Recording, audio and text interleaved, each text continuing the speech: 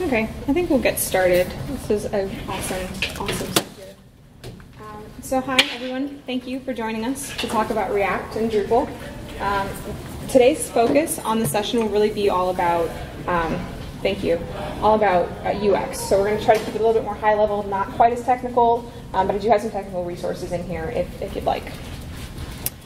So if you looked at the invite, this was supposed to be by Sebastian. This is Sebastian, this is Sebi. He's not here today. I really appreciate that my technical lead, who was supposed to do this presentation, decided to start CrossFit, and he says it's a family thing. We'll see if that's really true.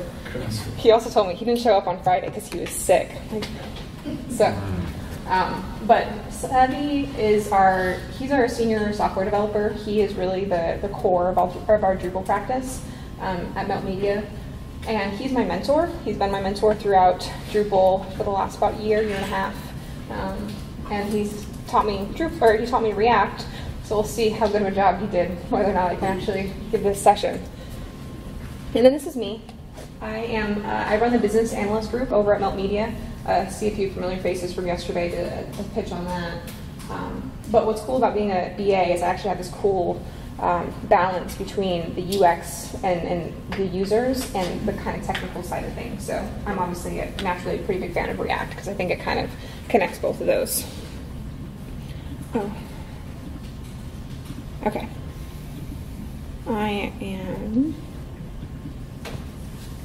Sorry, give me 1 second. I didn't do this again today. I thought it automatically did.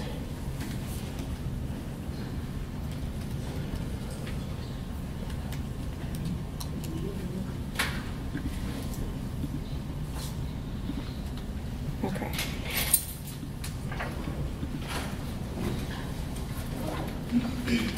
So I have a link out. I have a link out to the deck for anybody that wants to get it. Again, like I said, I've got some technical resources and some coding examples listed there at the end. And I'll also pull this up at the end of the session as well, so you can decide whether or not you actually want to copy it then. Hopefully this will be a valuable session.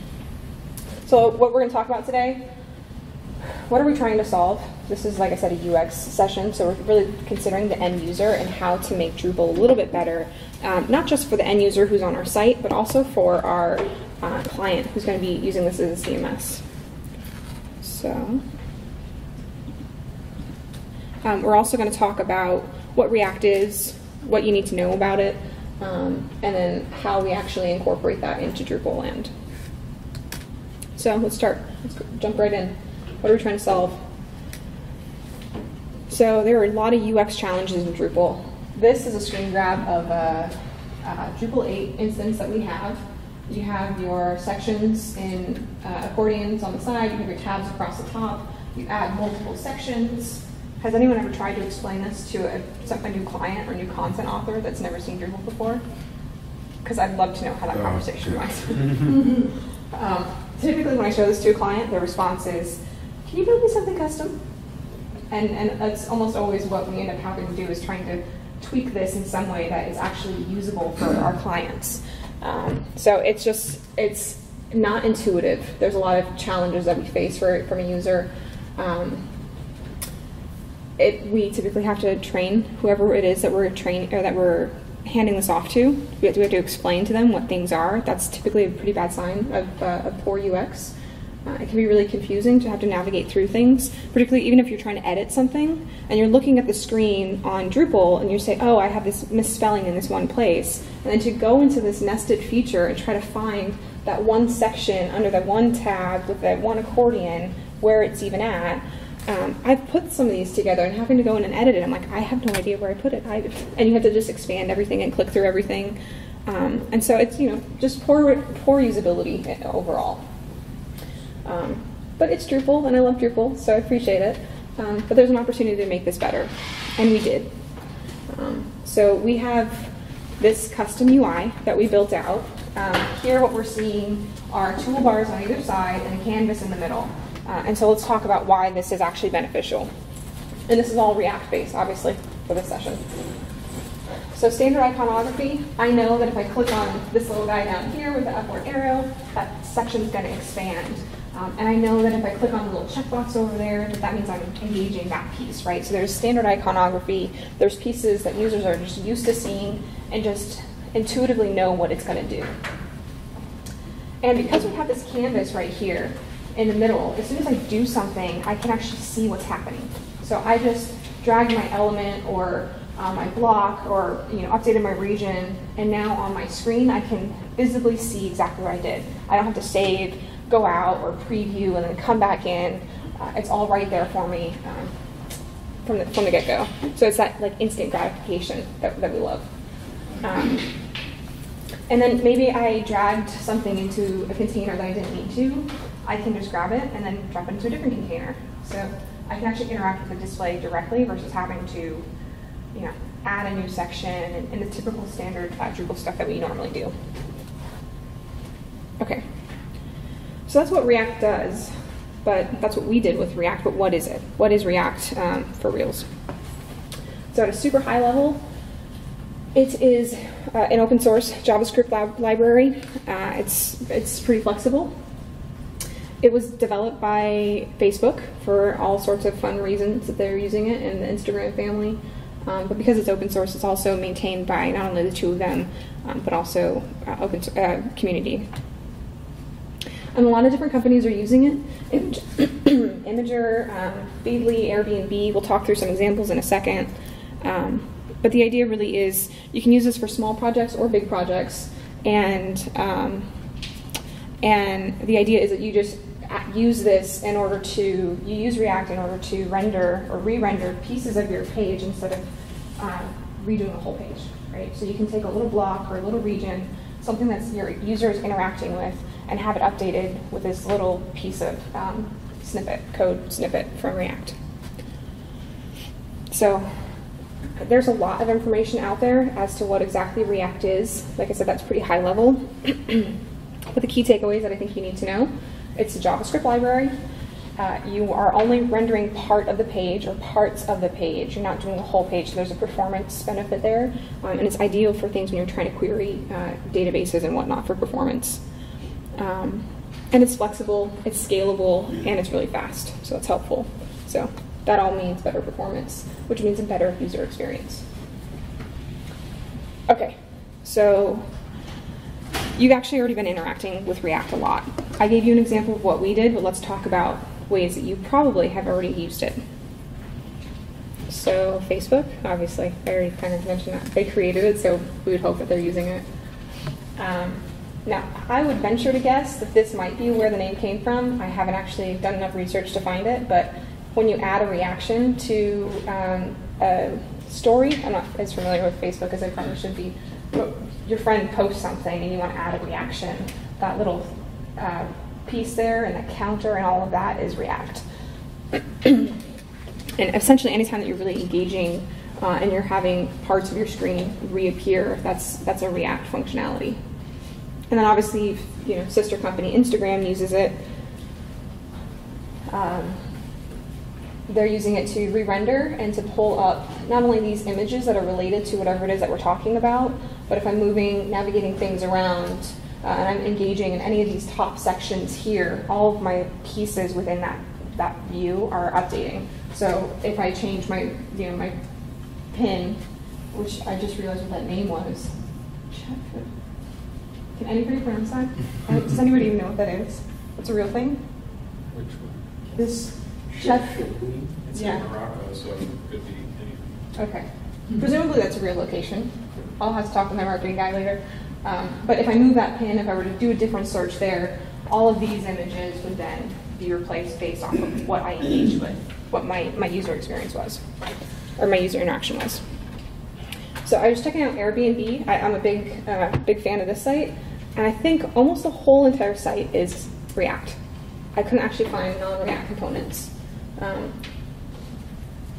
So I won't bore you with all the different ways that this is, that Airbnb has React.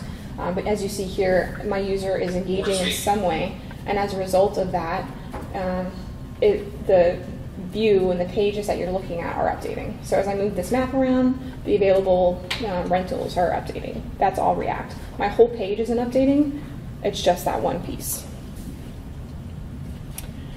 And Uber Eats. I get really busy at work and I can't go out for food, so I have Uber send me food, which is amazing, but I have to time it so I know when it's going to be there versus like, when I'm in a meeting. And the great news is I have this cool map feature that's like, hey, your driver's 2 minutes away, and I know when to go out and to grab food. So the time at the top that says this is how long it's going to be, that's React. The little map that shows where your little driver is on the map, that's React. And this is all based off of, obviously, React Native, because this is a mobile application. So again, it applies to both desktops and to mobile. And I like Pinterest. I'm going to leave this in here, that way when Sebi presents this next time, he has to talk about this. I bet he's never seen Pinterest before. So there's lots of cool things that Pinterest does. It's the same thing. So not only is the user interacting with this search feature, and then these little pieces are updating, there's also tabs. There's little pillboxes that you can click on, and when you click on those, it's re-rendering the filter. And just more recently than this screen grab was taken, at the bottom of these little blocks here, there's a circle, and in that circle, if you click on it, it actually re-renders all of the following posts, and will show you anything related to that one post that you just clicked on. So it's not even re-rendering the whole block, it's re-rendering just that piece at the bottom past it, which is kind of cool. Okay, then Netflix.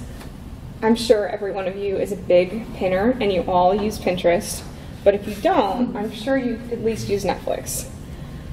And so this section here, I clicked on something, I watched Orange is the New Black, and now I have a new section that's going to show me everything that's related to that. So hey, you watch this, I'm going to look through the taxonomy, keywords of what that was, and I'm going to spit out things that I think you'd also be interested in.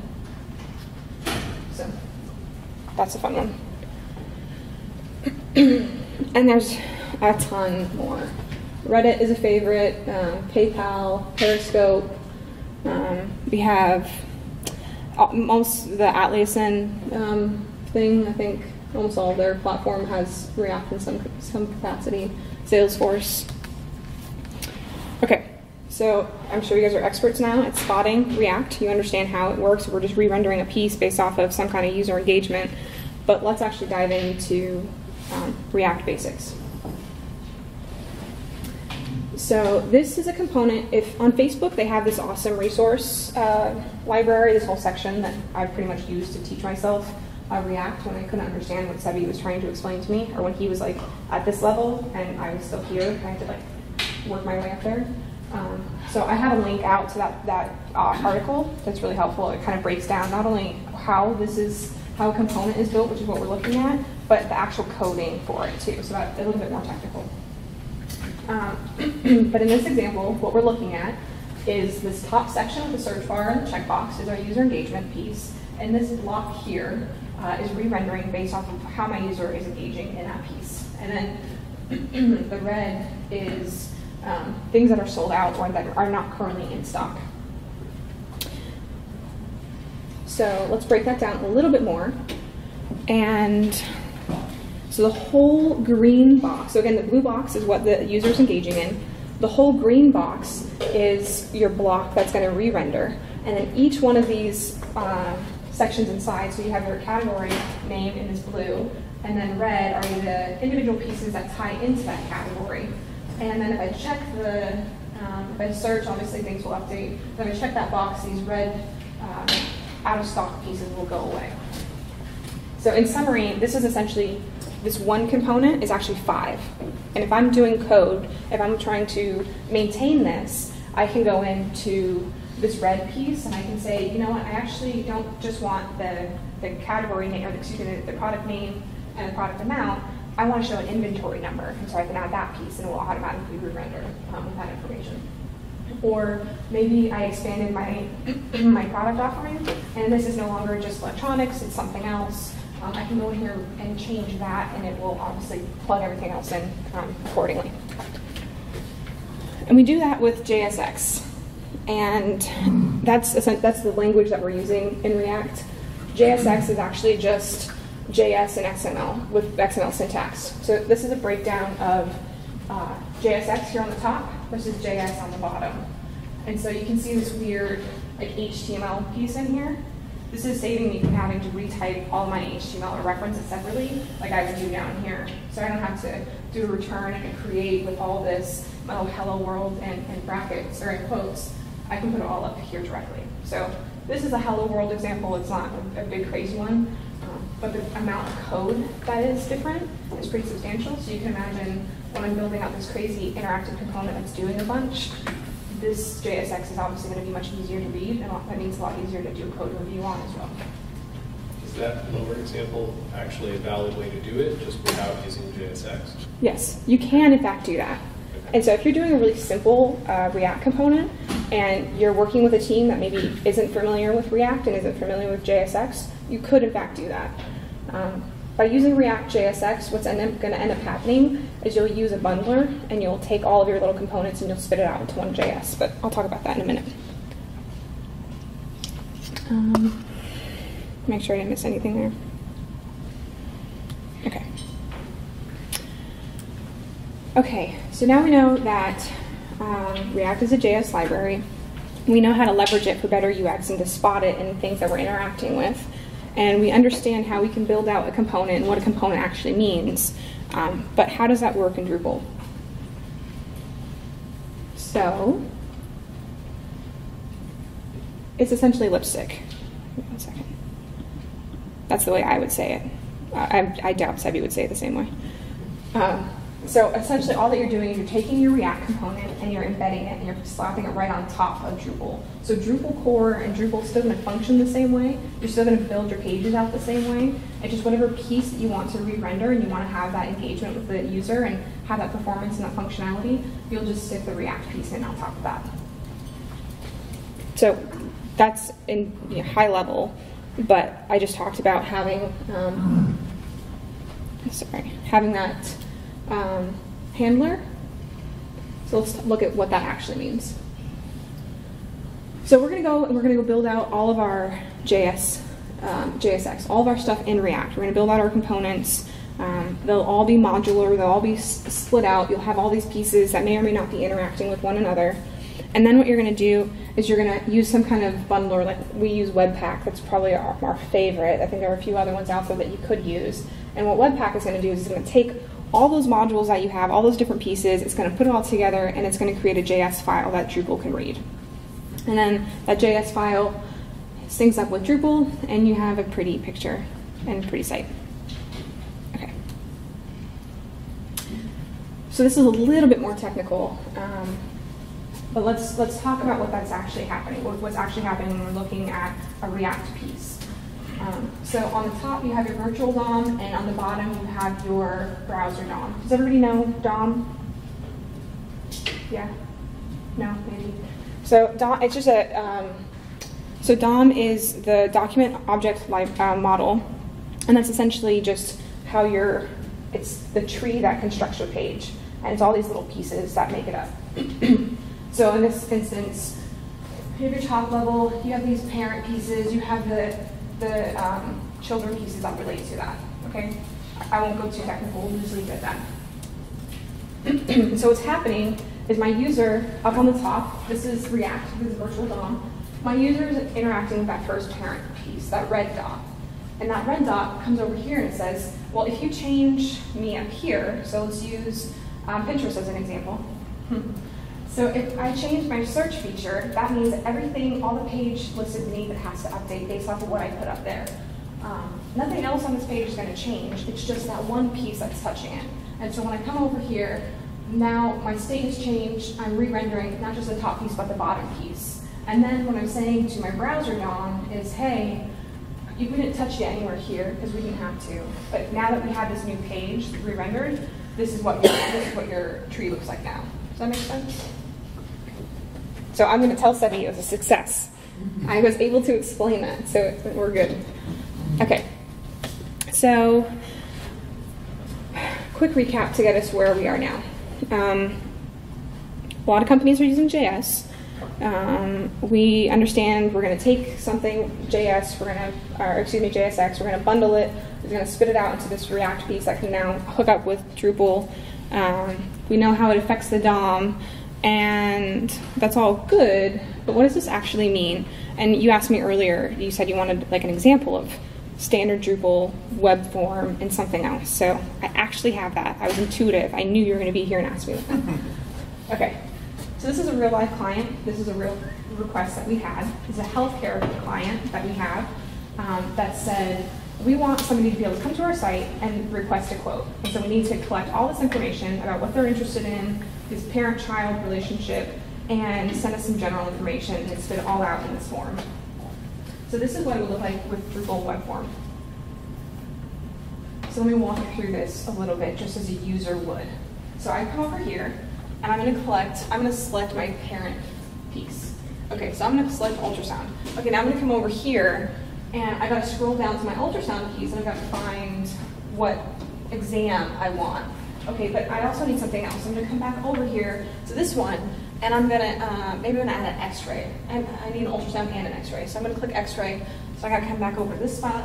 I got to scroll down to where x-ray is. I got to find the x-ray, but it's grayed out. I can't click it. Why can't I click it? I'm so confused. And then I can scroll down, and I get all my other information where, like, this is so confusing. There's nothing intuitive. There's nothing that's telling the client or the user, hey, you can't do these things together, or you can do these together, or this actually means you have to do this. So confusing order, there's not really priority. Obviously, there's a lot of limitations as it relates to user experience. So we built this thing, and this is the site. This is the actual live piece that we put together. So step one is to select my parent. I have no I have no exposure to anything else. All that I know of my form right now is I have to select the type of exam that I want. So once I click whatever it is that I want, I'm going to go ahead and continue. And then when I select that piece, it's actually going to show me, it's actually going to show me what I selected. There's an active state now. So that's also, this is when we're talking about state management in React, which I'm not going to get too much into, but you can actually see this is that first dot of the DOM that's being updated right now. So now my page is re-rendered a little bit, and then I'm going to hit continue. And now I get into the child page. Now I'm nested a little bit further. And I see that this is a mammogram. I selected the mammogram, so that makes sense. And now these are the options that I have. Again, intuitively, I know that I can click on that little back arrow and go back, and my little piece of React is going to update, not my whole page. And I can tell if I click on one of those that it's going to change. If I click on one, that may or may not update the other states of things. So now that I click diagnostic, I can't do a screening. That's grayed out, and for my user, they know, oh, I can't actually make that selection because I made this selection. And guess what? If I uncheck diagnostic, I bet I can check screening, right? It's intuitive. So then we save, and we get back, we go ahead and hit continue, and now we're back at that front screen of all my parent options. And again, my states have changed because of what that little red dot up top changed. Now the nested red dot is updating. And so now I know, as a user, I can only select certain things. But because I saved this, bless you, because I saved this, now suddenly I have an ultrasound selected as well. So not only is that first dot changing, but the rest of it is too. It's saying, hey, you selected this. Turns out you actually have to have this one as well. You could do like tooltips and fun things to help try to explain that to people. And then you hit continue, and then you get to this other information, right? So now I'm not overloaded as a user with all these options and it's clicking around and then filling in information. I've been walked through step by step on what it is that I need to do. So insurance information, personal details, this is all kind of blocked out. This is pretty standard Drupal stuff that we're doing here. And I hit request a quote. And at this point, now it's all Drupal.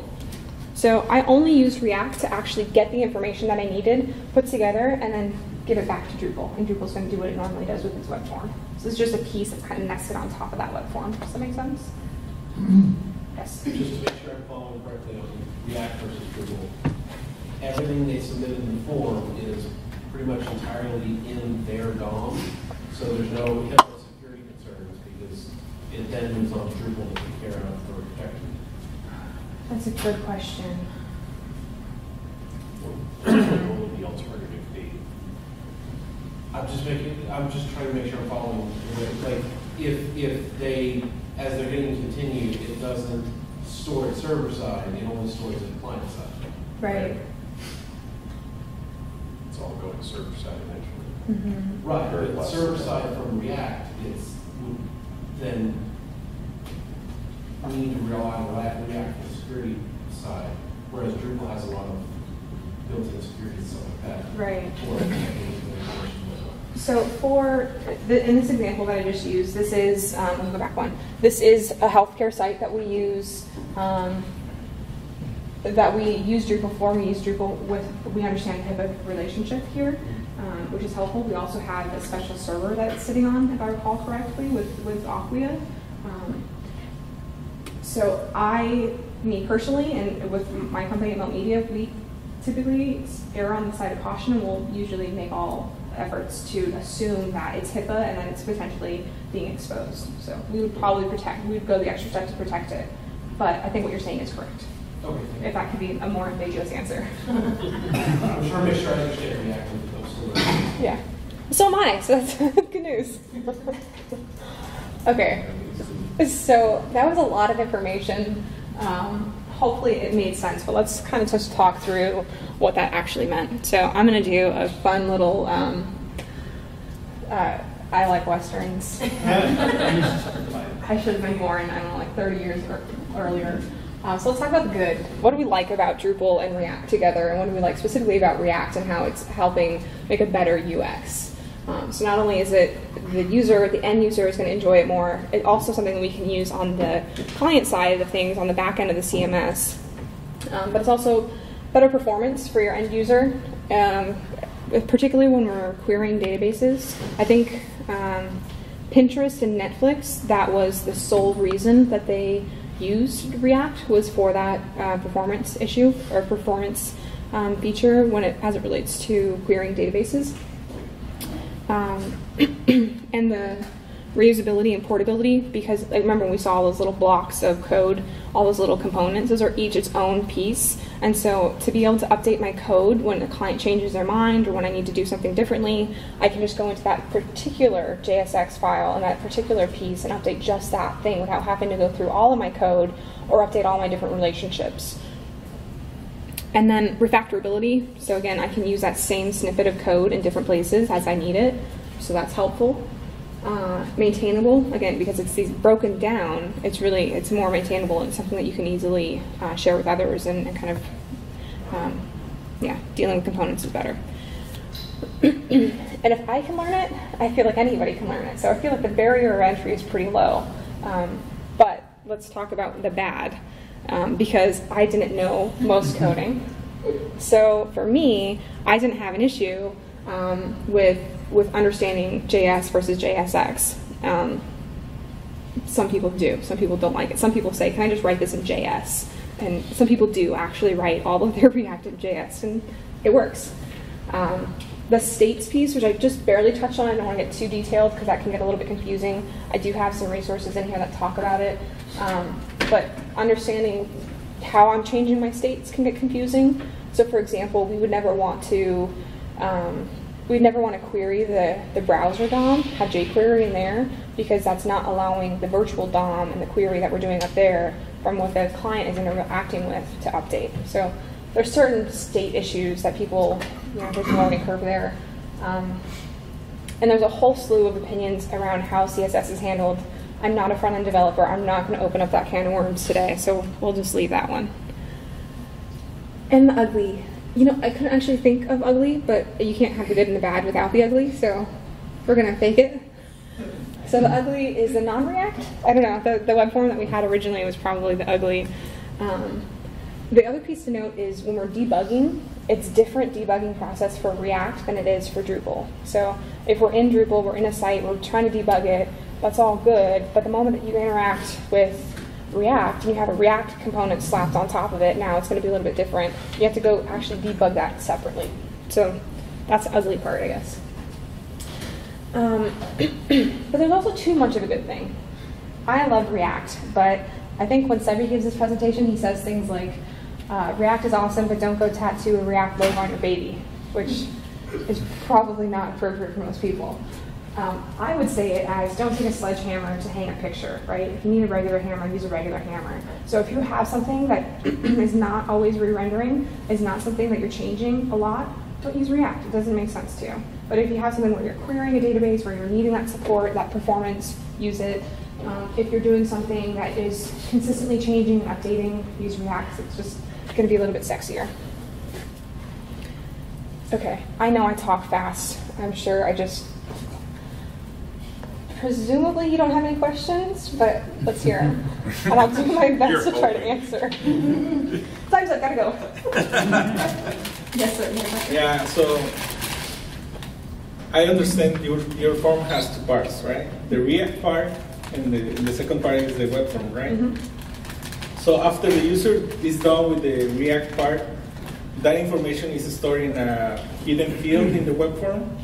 That's how you send it to Drupal, or how? So React is literally just sitting on top of the web form, the whole piece. So that when the client hits submit at the very end, that's when the web form is submitting. Does that make sense? No. No. What's that? So like React is filling out the form? Yes, exactly. So they're filling out, the user's actually using React to collect the data, and then that is going into Drupal to submit the form. So all the pieces that, if I pop back into that first ugly form that we talked about, let's see here. So you make a post request with React instead of web form, right? Like, yeah, so this. No, I think think of it like a GUI. Exactly. Yes. It's just a visual interface Yes. you're interacting with, but behind the scenes, it's just a regular form. With This React, is actually on my site. It's just the client doesn't see this. React's just restyled it. Yeah. It was So interactive.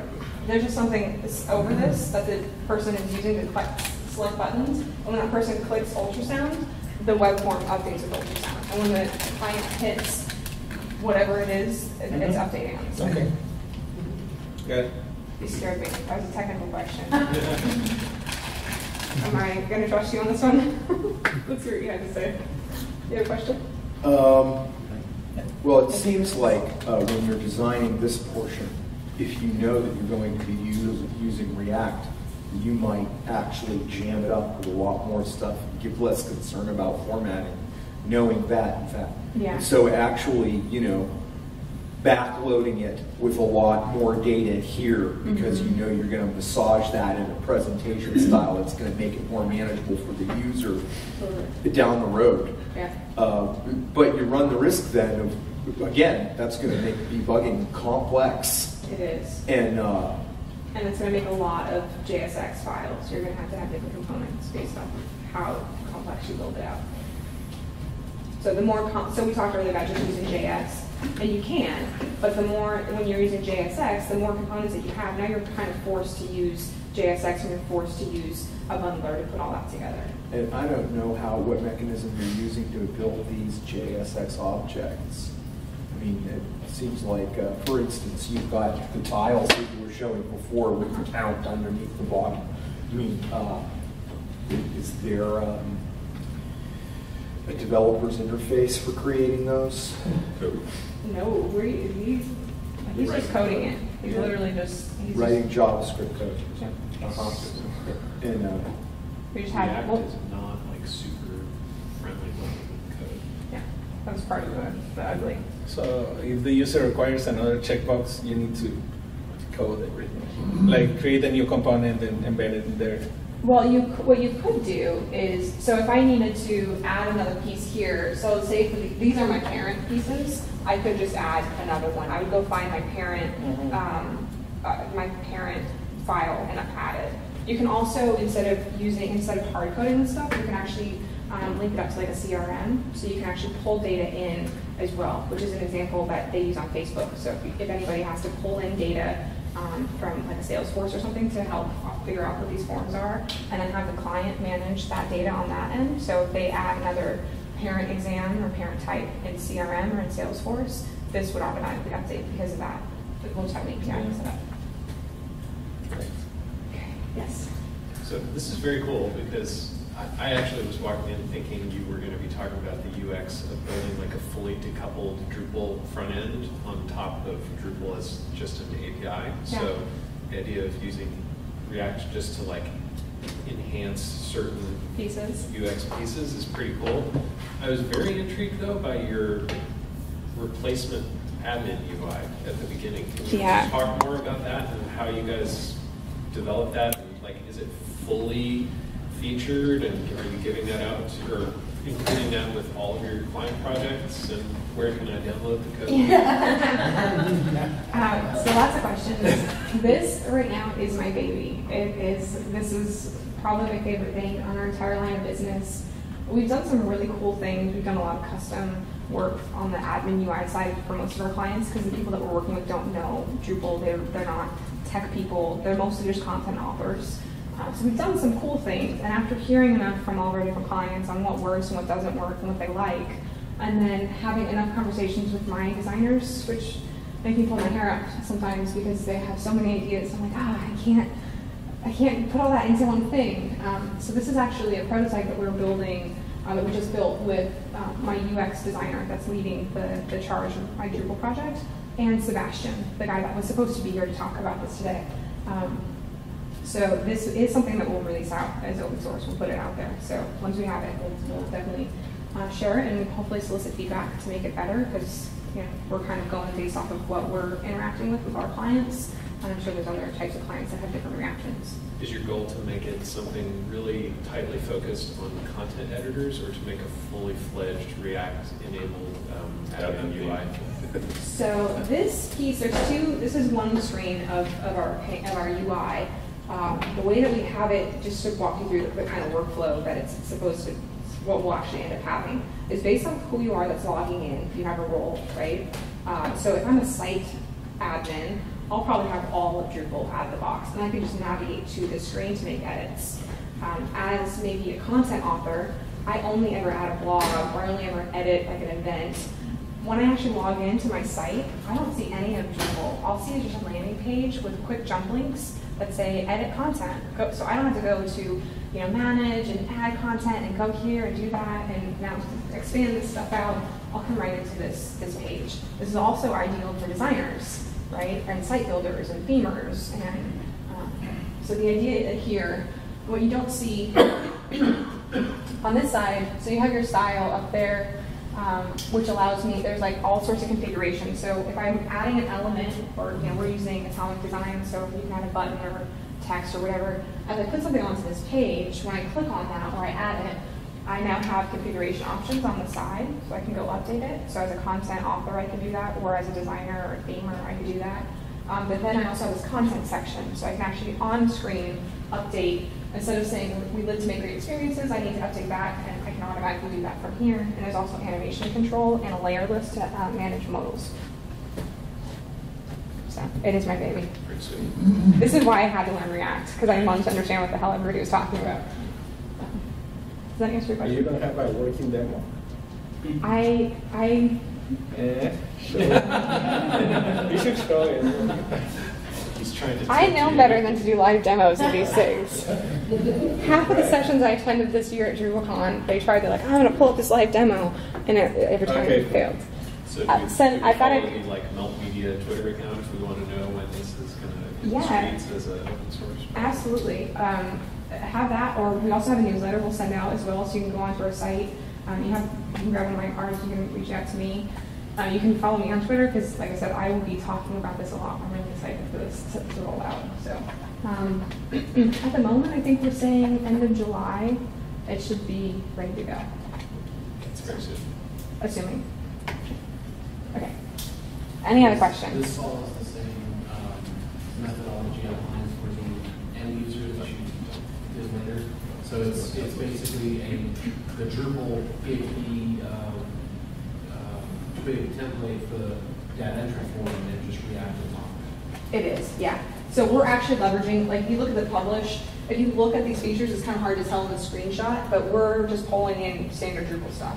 So who authored this? When did they author it? Do I want to make this sticky? Do I want this to go to the front page?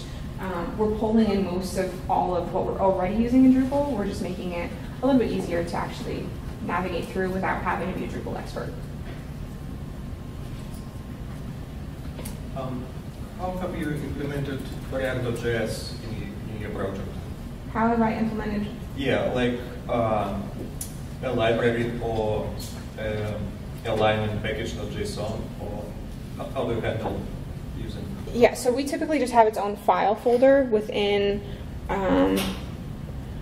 You're asking me technical questions. I'm trying to think of where it's nested. It is in its own. We have it in the library. I want to say. I can't remember what it's nested under, if it's its own or not. But we'll actually have a whole section on just JSX, and then within that we'll have all of our different components built out. Does that answer your question? Not really. It shows it on slide 53. There's a bonus round. Yes. So yeah, I'll walk over there. So. So here, this is the bonus stuff. I don't know how technical we were going to get, or how technical I was even capable of getting.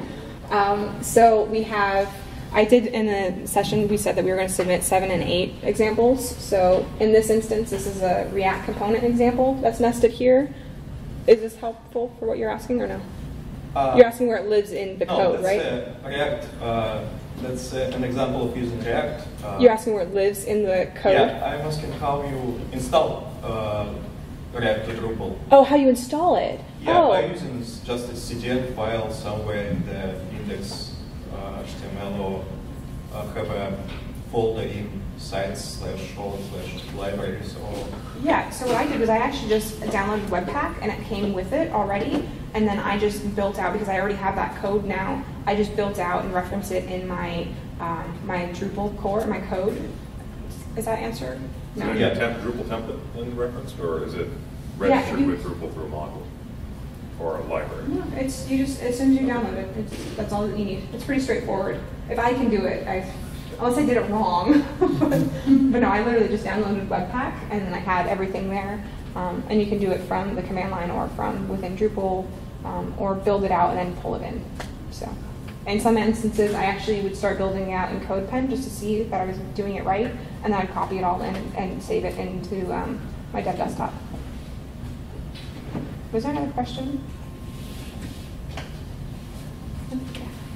I was curious if y'all have done any sort of example use cases integrating this with Angular, or just kind of having pieces tied to Angular, or there's been any challenges doing that. Yeah, so typically we use React over Angular. We haven't. I know we have some Angular guys that are doing stuff with other CMSs, not Drupal. But as far as for us personally, I haven't used Angular much with Drupal. So there are obviously some really great examples. Preston, what's his last name? So Yes, thank you. He's got some really cool information around that as well. Just having that. So if you want, I can send you some resources. Can I get an easy question? I know I'm like sweating up here. I felt cold to start. I think you're doing a great job. Thank you. Thank you. So since we're here, I'll just show you what else. We have some resources here. So one of the cool things I mentioned earlier, the bad, is being able to manage states. I try not to get too much into that because it can be really confusing. But state management is a bit of a hard thing when we're jumping to JSX and understanding like when, again, like I said, we don't want to hard code anything. You want to just leave things kind of flexible as much as possible. And Redux and Flux are both really great options for helping to do that. So there's some resources there if you want to have a look. It also walks you through state management in a little bit more detail. And then there's the Learning React thing. General in the back, and then you. Yes, go ahead. Yeah, sure. Okay, so I have two other questions. It is in this case. But it's related to state management somewhat. So how do you, when you're presenting a solution to a client that uses React, wireframes or comps or something, how do you manage that? For a given page, do you show various states in the same wireframe? Yeah, so in that example I showed you earlier, when we were doing React, and particularly with this client that we're working on, that we worked with, let's see, where is it at? It's this. So our wireframes get massive, and what we'll actually do is we'll just use the hotspots in Envision so that you can just click through it versus having to scroll through each one. But we'll show the different states here throughout.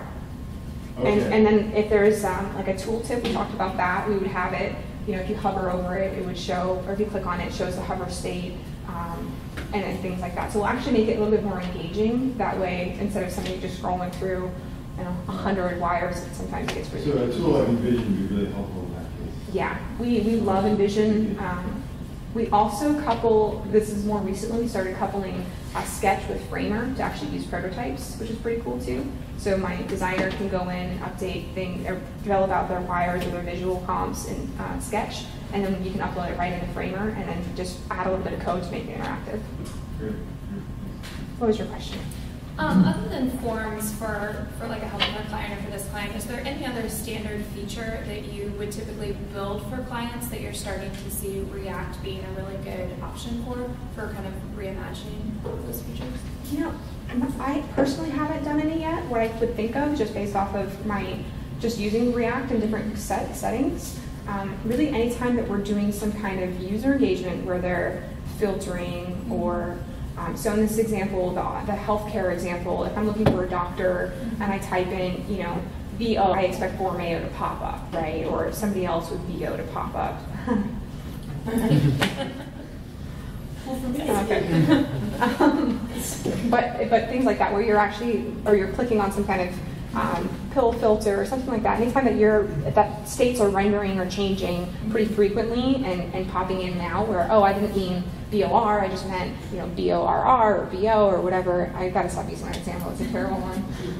But it makes me think of like faceted moments where you kind of pick everything and then you hit it and you hope you get it hit. Yeah. And then you got to go back and reset it. And maybe you didn't put this. You kind of touch it, just like right, I want this category. It's just automatically dwindling, and you kind of come back out as nicely as you went in. Yeah. Without, because we have a hard time with somebody who has too many facets, and you're just trying to fit them all on the damn page, right? And testing them and finding a happy spot. That's a great. Anyway, just throwing it out there. That seems to be like, aside from the prettiness of sort of sexy UI. Yeah, that's a great example. And really, anytime that we're trying to do, anytime that we're, what's the term that I'm trying to come up with here? That like disclosure, progressive disclosure, is probably most ideal, depending on how complex it is. Good question. Thank you. Yes. Do you know how these components are styled? So styling is typically CSS that's added in. So you have your two files, which is why I said I'm not a CSS front-end developer. So there's some issues around that, depending on who you're working with. So because we have dedicated resources, there might be some overlap where it's like I'm developing React and I'm writing the JSX and I'm writing the code, I'm just going to include it. Whereas somebody else is like, I'm the themer, I'm the front-end developer, I'm the one that's supposed to be doing that. Let me go do it. So there's a little bit of that, but it is a separate file. I have an easy question. Okay, thank you. We'll see if it's actually easy. Yeah, it's gonna be. Okay. So where do you store your source code for the React stuff? In the team or anywhere else? Is another repo? No, it's in the same repo. So it's all in the same code. We have it. But in the team folder or? Okay. So anytime that we're doing, so if I'm personally doing a React, I would write it out and then I would just upload it to everything else to do a PR and have somebody pull it in. Does that answer? It was easy. Yeah. Okay. Okay. And now let's ask any more questions. Now, any other questions you guys have? Just a comment. It seems like we're in the stage where it's really in the early part of the maturity cycle for this stuff. It is. And a lot of stuff is being hand kind of crafted. Mm-hmm. And there's, I think there are, I haven't even looked yet, there are places where you can, it'd be nice if there was a set of React components that were tooled for Drupal-oriented things, that you can just kind of drop in. With so many agencies kind of climbing on the React bandwagon, this time next year, Totally. I bet you Yeah. it's going to get a little easier. It is. And I feel like Acquia and really just Drupal in general are talking a lot about decoupled, and there's so much hype around this that you're exactly right. There's going to be a lot of resources this time next year. Maybe even by Vienna. We'll see. Did you have a question? Just answer it. Oh. Intuitive. I'm on point today. I knew what you were going to ask for, I knew what you needed. Okay. Anything else, guys? Yes? How do you explain, sell, I don't know, make enthusiastic clients when you're talking about React? So I typically don't actually talk about React to clients because they just have a blank stare. But my client, this is how the conversation usually goes. It'd be really cool if we could have something where if I click this, it does this, and then it shows this, and then if I unclick this, it does this instead, and I don't even know if that's possible. And they make it sound like you're going to be a superhero if you do it. And I let them think that I am, in fact, a superhero. I'm like, oh, well, let me think about it. I think I can find a solution. And then we just show them, like, hey, we found a solution. And they just think that we're amazing coders when, in fact, we're just leveraging React to be beautiful. Does that answer? Okay, so it's not, you guys aren't selling it like as a feature or anything? Not usually, no. Yeah, we'll usually just, we recognize based off the requirements, what the people are asking for, whether or not it's something that React would solve. So if we're talking with somebody that's pretty technical and that's asking us questions like that, we obviously, give the information. Or if they say, is this something that you can leverage React for, or, I think React is a thing that might be able to work for this, can you talk about that? Then we'll obviously speak to it. But progressive disclosure, again. Makes sense. How about if, they give you this form and they want to do it this way because they've always done it this way. They don't see a problem with it, but you know that using this new technology, how do you broach that?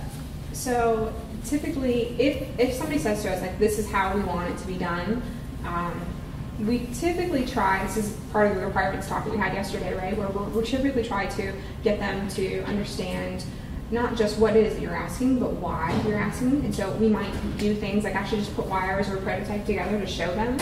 And that in the use your words. The healthcare example that we used earlier, that's exactly what happened. They would come to us and say, this is it, this is what we want. We would give them wires of what they wanted, and we'd also give them wires of what we suggested. And then we'd walk through the difference and why that's better. So in that case, we would give them a wire in standard web form or whatever it is that they're asking, and then we'd do the one with React to show them how much better it is that way. Thank you. Yeah. See, that's an easy question. Okay, anything else? Okay. There's lots of swag up here, and I have to get on the plane in a few hours, so come and take it, please.